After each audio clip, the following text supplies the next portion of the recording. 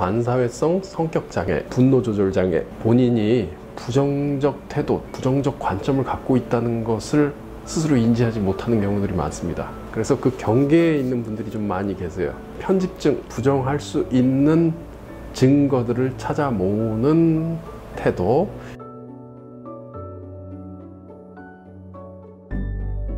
안녕하세요. 한국 NLP 코칭센터의 신용협입니다.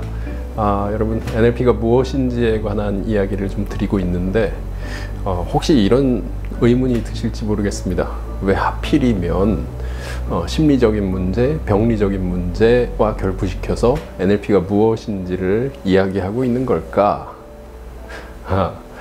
저도 가졌던 의문이고 궁금증이기도 한데요. 실상 제가 이 활동을 하면서 마음의 병, 정신과적인 소견을, 진단을 받으신 분들이 저를 찾아와서 도움을 청하곤 합니다. 그러다 보니까 또 관점이 그리 가기도 하는데요. 그것 이상으로요, NLP가 실제 태동하던 당시에 정신과적인, 심리적인 문제를 변화시키는데 초점을 가졌던 그 역사를 한번 들여다보는 것도 필요한 부분 중에 하나입니다. NLP가 변화를 만드는 방법이라고 한다면 도대체 어디까지 가능할까? 마음의 병이라고 하는 좀 심각한 문제를 가진 영역에도 실제 도움을 줄 수 있고 변화를 만들어 줄 수 있을까? 이에 대한 답을 찾느라 몇 년간, 초기에 제가 NLP를 배우고 실천하던 당시에 몇 년간 좀 탐구를 하고요, 궁리를 하던 시절이 있었습니다. 그러면서 시간이 지나면서 알게 된 건 NLP가 이 문제를 해결할 수 있느냐 여부의 문제가 거기에 달린 것이 아니라 NLP를 사용하는 주체인 나라는 사람이, 혹은 여러분이요, 우리가 어느 정도의 능력을 갖고 문제에 접근할 수 있느냐가 오히려 더 관건이다 라고 하는 걸 발견하게 됐습니다. 이걸 구분하는 게 가능하게 된 것은 제가 현장에서 일을 하면서 도움을 청하며 저에게 다가오신 분들 덕분인데요. 어떤 문제는 좀 쉽사리 NLP 방법을 적용해서 해결도 할 수 있었고요. 어떤 문제는 전혀 들어본 적 없는 독특한 현상들도 있었습니다. 대부분의 경우 변화가 됩니다. 어떻게 변하냐? 변하는 방법을 찾으면 변화가 됩니다. 어떤 문제가 있더라도 변화가 되는 방법을 찾으면 변화가 될 수 있습니다. 그러면 어떻게 변하는 방법을 찾을 수 있느냐? 여기에 초점을 맞추게 될 건데요. 변하는 방법은요, 변하는 방식을 이해하면 됩니다. 자, 그게 바로 NLP의 내용입니다. 어떻게 변하는지 현재 나와 조우한 사람, 혹은 나 자신이 갖고 있는 방식을 이해하고요, 그것과 다른 방식을 사용하면 변화가 일어납니다. 그 한계는 어디 있을까? 글쎄요, 전 한계에 대해서 이해하는 바가 없습니다. 한계는 없습니다. 우리가 스스로에 대해 이해할 수 있다면요. NLP의 변화 작업에 대해 이해하기 위해 오늘은 부정적 태도, 부정적 관점이라고 하는 현상에 대해서 이해하는 시간을 좀 가져보도록 하겠습니다. 이 부정적 태도를 가졌다라고 하는 모습으로 자주 떠올릴 수 있는 현상, 그리고 심리적 혹은 정신과적 문제 현상을 한 가지 살펴보면 병원에서 진단하는 증상 중 하나로 반사회성 성격장애라고 부르는, 영어로는 Antisocial Personality Disorder 이렇게 이야기합니다. 이런 모습이 있는데, 이거 유사한 것 중에 하나로 품행장애라는 모습이 또 있습니다. 반사회성 성격장애를 정의 내려보면 이렇게 말합니다. 죄의식 없이 타인의 권리를 침해하고 사기 혹은 도박 혹은 범죄, 거짓말, 폭력행위 등을 마구잡이로 자행하는 하나의 모습, 이 정도요. 그런 모습을 갖고 있다 보니까 사회생활에 대한 부적응이 심하고요, 그 모습 자체를 하나의 장애로 진단하는 그런 견해를 갖고 있는 겁니다. 이와 유사하게 품행장애라고 하는 것은 아직 성인이 되기 이전인 청소년 혹은 아동에게서 보이는 모습 중에 한 가지인데, 사회생활이라기보단 학업생활 혹은 또래 집단 내에서의 행동 등에서 죄의식 없이, 정의는 동일합니다. 죄의식 없이 타인의 권리를, 타인의 안전을 침해하는 하나의 현상, 그리고 그게 반복적으로, 주기적으로 나타난다, 이렇게 정의를 합니다. 두 가지를 구분하는 건 말씀드린 바대로 청소년에 해당하느냐 아니면 성인에게 해당하느냐 정도로 구분해 볼 수가 있고요. 특히 이 품행장애라고 하는 현상은 여러분 혹시나 경험해 보셨을 봄직하기도 한데 요즘은 학교폭력이라고 하는 것을 좀 많이 차단을 하면서 덜 드러나기도 합니다만, 학교에서 여러분께서 직접 보고 듣고 경험하셨던 그런 일들로 청소년 비행이라는 현상이 그 모습에 가까울 겁니다. 자, 이렇게 좀 참고해 보시고요. 이것과 유사하게요, 요즘 언론이나 혹은 영화, 드라마 등에서 많이 소개된 것이 사이코패스라고 불리는 현상이죠. 사이코패스 혹은 소시오패스 이렇게 불리는 현상들이 있는데, 이게 반사회성 성격장애에 좀 더 극단적으로 치우친 모습이라 이해하시면 되겠습니다. 사이코패스는요, 자기가 범죄를 저지르면서 혹은 남에게 위해를 끼치면서도 그에 대한 인식이 없는 상태입니다. 반면 소시오패스는 자기 행위에 대해 인지하고 있는 상태, 하지만 죄책감은 느끼지 못합니다. 문제 행위를 하고 있다라고 하는 걸 알고 있긴 하지만 죄책감이 없기 때문에 미안하다는 사과도 불가능하고요. 이런 행동들이 반복적으로 계속 드러나게 되죠. 이런 두 가지 품행장애나 반사회성 성격장애 외에도 예를 들면 분노조절장애를 한 가지 더 부정적 태도 중에 관련된 심리적 문제 현상으로 떠올릴 수도 있을 겁니다. 생각해 보세요. 분노를 느끼고 있는 동안에는요, 뭔가를 멈춰야 한다거나 혹은 누군가의 권리를 침해한다라고 하는 생각 자체를 할 겨를이 없습니다. 문제 행위가 바로 나타나게 되죠. 이때 우리가 느끼게 되는 감정 상태를 조절할 수 있다면 어떻게 될까? 혹은 아까 이야기 드렸던 죄의식이나 미안함 혹은 사회적 규범을 침범한다라고 하는 것을 인식할 수 있다면 어떻게 될까? 그러면 이런 문제가 나타나지 않게 되겠죠. 그걸 어떻게 할 수 있느냐? 이 부정적 태도와 관련해서는 정말 여러 가지 증상들, 현상들이 넘쳐납니다. 지금 말씀드렸던 것만으로도 한 4-5가지 있는데 그 외에도 또 존재하죠. 말하자면 사회에 어떻게 적응적으로 경험을 만들어가고 사회와 함께 어울릴 수 있게끔, 어울리게끔 만들어줄 수 있느냐가 해법으로서 접근이 될 수 있을 건데요. 자, 이런 무거운 얘기들은 좀 놔두고요. 부정적 태도로 다시 돌아와서 얘기를 드려보죠. 부정적 태도를 갖고 있는 분이 예를 들어 저를 만나러 와서 대화를 나눠보면요, 종종 발견되는 모습 중에 하나는 본인이 부정적 태도, 부정적 관점을 갖고 있다는 것을 스스로 인지하지 못하는 경우들이 많습니다. 아까 이야기 드린 그 소시오패스나 사이코패스하고 유사하죠. 자기가 부정적이라는 걸 모릅니다. 남의 권리 혹은 권익 을 침해한다, 이런 문제가 아니고요, 내가 부정적이라는 걸 잘 모릅니다. 그래서 그 경계에 있는 분들이 좀 많이 계세요. 실상 관찰해 보면요, 뭔가 불편합니다. 함께 하는 분들 입장에서도요, 같이 지내는데 뭔가 불편합니다. 근데 이게 뭔지 좀 애매하죠. 또 어떤 정신병적 진단이라고 하는 접근으로도 병원을 가지 않으면 진단을 받지 못합니다.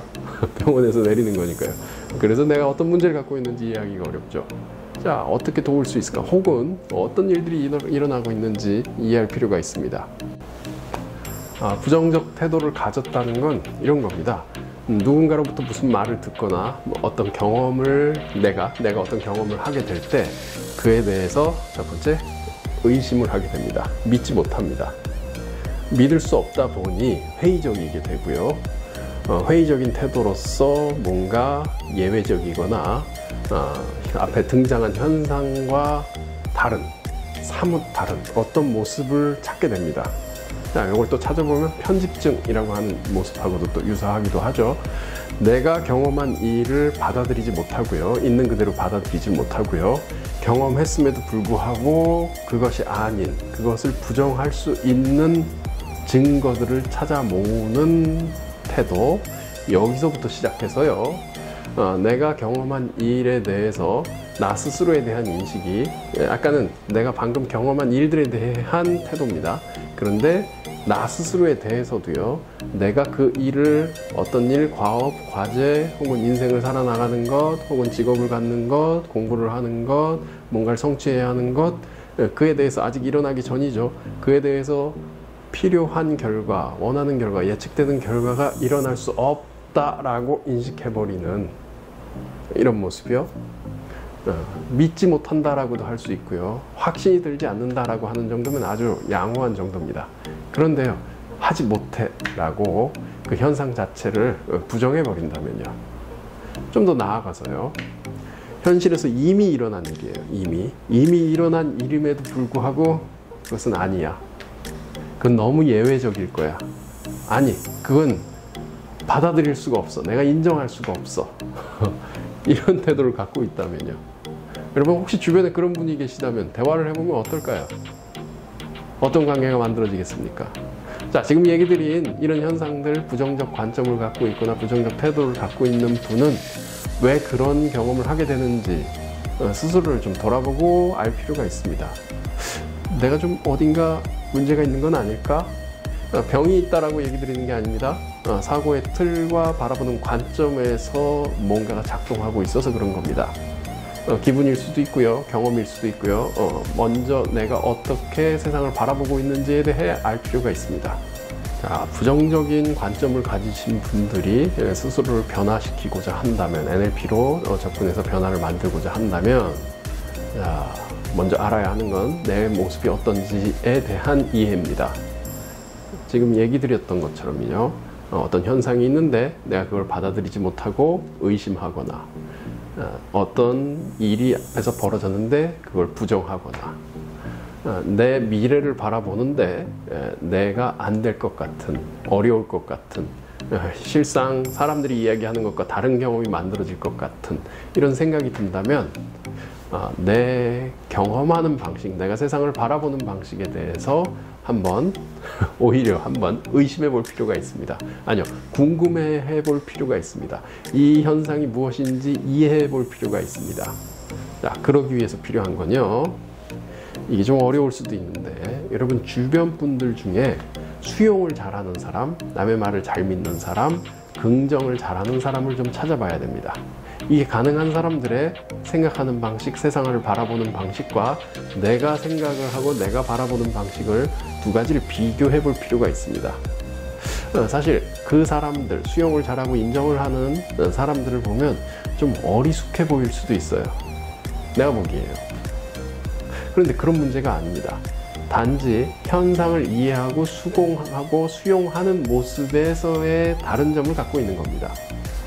반면 내가 혹은 내 주변 사람이 좀 부정적이거나 의심을 좀 하거나 좀 시니컬한 모습을 갖고 있다면, 자, 어떻게 이렇게 세상을 바라보게 되는지에 대해 마찬가지로 이해하는 것, 이것이 NLP가 접근하는 부정적 관점을 가진 사람들의 변화의 시작점입니다.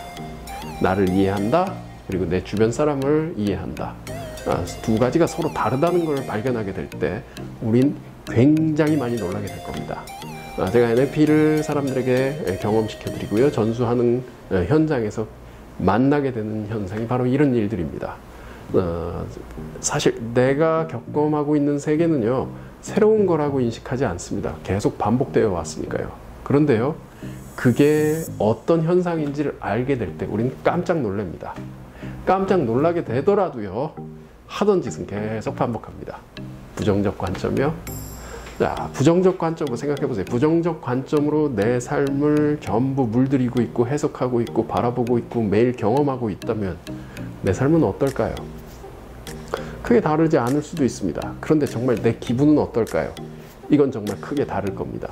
대체로 그에 따라 나타나는 행동은 어떨까요? 행동은요, 뭘 하지 않습니다. 무엇을 멈추고요, 경험하지 않습니다. 조심하고요, 방어하고요, 배움도 적고요, 실천도 적고요, 경험도 적습니다. 이런 정도로는 우리 삶을 뭔가를 바꾸거나 우리 삶의 주인이 된다는 건 굉장히 어려운 일이 됩니다. 내가 가진 관점이 어떤 건지 좀 이해하고요, 그 관점이 만일 부정적인 것이라면 이것과 새로운 시도가 가능한지를 좀 찾아보는 겁니다. 내가 가진 부정적인 태도를 이해할 수 있는 단서가 있습니다. 몇 가지 말씀드려 볼게요. 첫 번째, 내가 사람들과의 관계에서 미안하다는 말을 자주 하는지 여부를 한번 들여다보십시오. 미안하다, 사과하는 것. 종종 듣게 되는 얘기는 이렇습니다. 미안하지 않아요. 미안하지 않기 때문에 미안하다고 말 안 합니다. 이 말은요, 난 항상 옳거나 나는 잘못을 저지르지 않는다라고 하는 인식이 안에 들어 있습니다. 지금까지 얘기 드린 거랑은 좀 다를 수도 있죠. 근데 미안하지 않다고요. 아까 반사회성 성격장애를 언급드릴 때 이런 얘기를 드렸죠.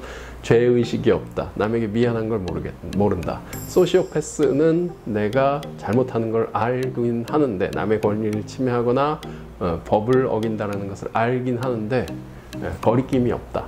그래서 그 행동을 한다. 혹은 그걸 즐긴다. 자, 한 가지였고요. 두 번째, 부정적 태도를 가졌다.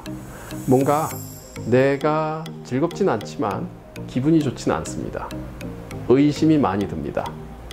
어떤 현상들을 받아들일 때 그대로 받아들이지 못하고 한번 거르는 어떤 습관이 작용되고 있다면, 뭔가 의심하고 있다면 내가 부정적 태도를 갖고 있을 수 있습니다. 이런 현상이 자주 일어나는지를 한번 떠올려 보세요. 이 정도는 알 수 있을 겁니다. 세 번째는요, 내가 부정적인 관점을 가졌을 때 나는 실천하는 일들이 많지 않습니다.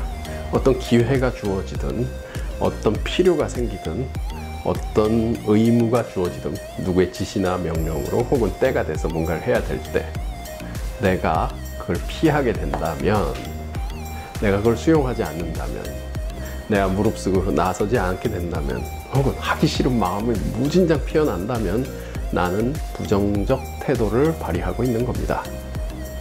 이런 현상들을 여러분이 얼마나 이해하실 수 있고 얼마나 찾아내실 수 있을지 궁금합니다. 찾아내실 수 있다면요, 여러분 삶을 완전히 뒤바꿔 놓을 수 있는 기회가 주어질 겁니다. 지금까지 살펴본 여러 가지 심리적인 문제 혹은 정신과적인 문제들을 망라해서요, 부정적인 태도라고 하는 것이 무엇인지에 대해 살펴보도록 하겠습니다. 원인이 뭐든 간에요, 우리는 말을 하고 행동을 하고 겉으로 나타나는 모습들이 있습니다. 이게 현실 세계, 객관의 세계에서 벌어지는 현상이죠. 이걸 기준으로, 이걸 바탕으로 우리 내면에서 무슨 일이 일어나는지를 살펴보는 것, 돌아보는 것, 이게 NLP의 작업입니다. 그걸 통해 우리가 경험하고 있는 방식을 이해하고요, 성찰을 통해 내가 경험하는 방식을 이해하고요, 그 이해한 것을 바탕으로 현재 객관의 세계에 다르게 경험이 일어나도록, 말이 나오도록, 행동이 실천되도록 만들 수 있다면 여기서 변화를 만들어낼 수 있을 겁니다. 지금부터 그러면 긍정적 관점을 갖고 있다는 것, 부정적 관점이 아닌 어떤 것으로 긍정적 관점을 갖는다는 것이 무엇인지를 한번 얘기 드려 보겠습니다. 이미 여러분께 표현 드린 바도 있는데요. 자, 첫 번째, 남의 말을 수긍하고 받아들이는 겁니다. 이 되게 어려울 겁니다. 일단 누군가 나에게 뭔가를 얘기하면요, 받아들여 보세요. 뭔가 부정한다 이게 아니고요, 그냥 그걸 믿는다가 아니고요, 아니 그대로 따른다가 아니고요, 그 말을 듣고 그대로 이해해 보십시오. 이게 첫 번째입니다. 남의 말을 이해하고 듣는다. 두 번째, 어떤 현상이 일어나면요, 그걸 그대로 머무르면서 생각을 돌리지 말고요, 그대로 머무르면서 보고요, 듣고요, 경험하고 느껴보십시오. 세 번째는요, 내가 앞으로 경험하게 될 일에 대해서 너무 많은 생각을 하지 마십시오. 그냥 지금 벌어진 일들로 연속해서 나타날 현상들, 눈에 보이는 대로 그대로 따라가면 됩니다. 여기에 내가 생각을 덧붙이다 보면요, 다시금 내가 원래 하던 방식인, 습관적으로 하던 방식인 부정적인 상태로 빠져들게 될 겁니다. 자, 지금 얘기 드린 세 가지를 실천하실 수 있다면 여러분의 부정적인 태도와는 사뭇 다른 삶이 펼쳐질 겁니다. 그게 얼마나 가능할지는 여러분에게 달려 있습니다. 오늘은 NLP가 이야기하는 경험을 돌아보는 것, 병리적인 현상으로서의 부정적 관점 혹은 병리적인 걸 떠나서 부정적 관점과 부정적 사고를 취하는 모습에서 사뭇 다른 결과를 만들어내는 방법이 무엇인지에 대해 살펴봤습니다. 얼마나 여러분 삶을 새로운 그림으로, 새로운 색깔로 물들일 수 있을지 사뭇 기대가 됩니다. 자, 이 현상에 대해 여러분과 함께 앞으로도 계속해서 탐구해 나가도록 하겠습니다. 고맙습니다.